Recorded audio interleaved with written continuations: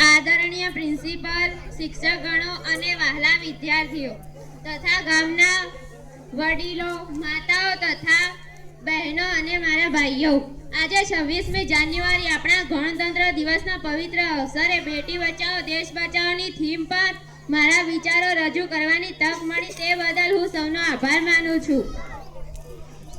આજે આપણે આપણી લોકશાહી 77 વર્ષની ઉજવણી કરી રહ્યા છીએ અને આપણા દેશના ઉજ્જવળ ભવિષ્યને યાદ અપાવે છે.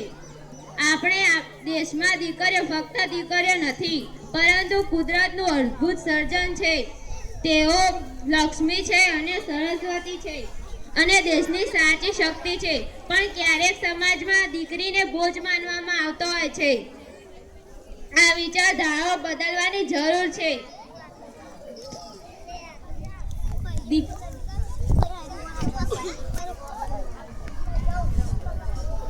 આપણે બેટી બચાવોની વાત કરીએ છીએ, તેનો અર્થ માત્ર બેટી બચાવો નહીં, પણ દીકરીને જન્મ આપવાનો નથી, પણ દીકરીને સમાજમાં સાથે ઊભા રહેવાની તક મળે તેની પણ જરૂર છે. યાદ રાખો કે જ્યાં નારીનું સન્માન થાય છે ત્યાં દેવોનો વાસ થાય છે. જ્યારે દીકરી ભણે છે તે પોતાના માટે નહીં, પરંતુ આખા ગામ તથા તમારા પરિવાર અને દેશના ભવનને ઉજ્જવળ બનાવે છે. તે ડોક્ટર બને છે, તે એન્જિનિયર બને છે, તે વૈજ્ઞાનિક બને છે.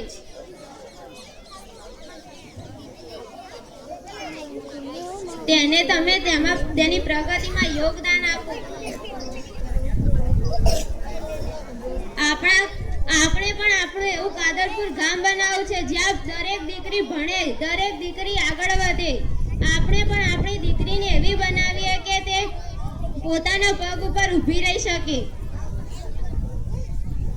તેને આત્મવિશ્વાસ અપાવો, તેને નીડર બનાવો અને આપણી દીકરીને પણ એવી ભણાવો અને તેને આગળ વધાવો. આજે આપણે સૌ મળીને સંકલ્પ લઈએ કે આપણે સમાજમાં દીકરીઓને શિક્ષણ અને સશક્તિ માટે કામ કરીશું. આપણે ખાતરી કરીએ કે કોઈ પણ દીકરી અભણ ન રહે. આપણે એમને રક્ષણ આપીશું, તેમને પ્રેમ આપીશું અને તેમને સપના જોવા માટે પ્રોત્સાહિત કરીશું. આપણા દેશના મહાન નેતાઓએ આપણે આઝાદી અપાવી અને આ કાર્યમાં આપણે દીકરીઓને આપણી સાથે ખભોથી ખભો મિલાવીને ચાલવાનું કહીશું. આજે મને રાષ્ટ્રધ્વજ ફરકાવવાનો અવસર ગામ લોકોએ તથા કાદરપુરના વાસીઓ તથા પ્રિન્સિપલ સાહેબે આપ્યો તે બદલ હું સૌનો ખૂબ ખૂબ આભાર માનું છું. જય હિન્દ, જય ભારત, અસ્તુ.